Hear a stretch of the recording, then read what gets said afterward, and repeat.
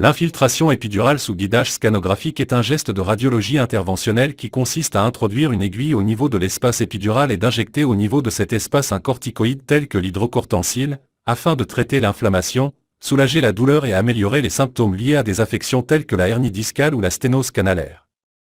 Voici les différentes étapes de la procédure. La réalisation d'un bilan d'hémostase n'est pas exigée sauf pour les malades à risque ou qui sont sous traitement anticoagulant ou antiagrégant. Dans ce dernier cas, ne sont autorisés que les patients ayant un TP à plus de 70% et taux de plaquettes de plus de 100 000. Le patient portera une voix d'abord. Le geste sera réalisé par un médecin radiologue dans une salle du scanner équipée d'un matériel de radiologie interventionnelle. Nous demandons au patient de s'allonger sur la table d'examen, généralement en décubitus ventral.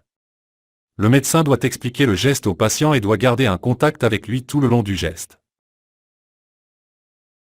Repérage à l'aide du scanner, nous allons choisir un programme de radiologie interventionnelle.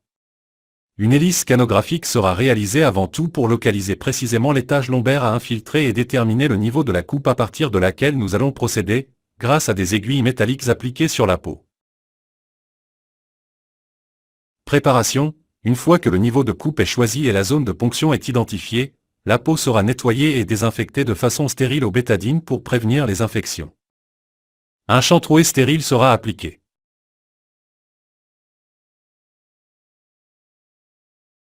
Positionnement de l'aiguille, en se basant sur les images du scanner, et après avoir précisé la distance à parcourir et l'angle d'inclinaison à suivre, le médecin insérera soigneusement une aiguille PL19 à 20 gauche dans l'espace épidural.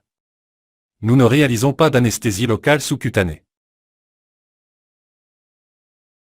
Des coupes de contrôle scanographique seront réalisées afin de confirmer que l'aiguille est correctement positionnée. Une fois que l'aiguille est en place dans l'espace épidural, nous réalisons une petite aspiration. S'il n'y a pas de reflux de liquide céphalorachidien ou de résistance à l'injection de quelques millilitres d'un anesthésiant, nous allons injecter 5 ml d'hydrocortencil.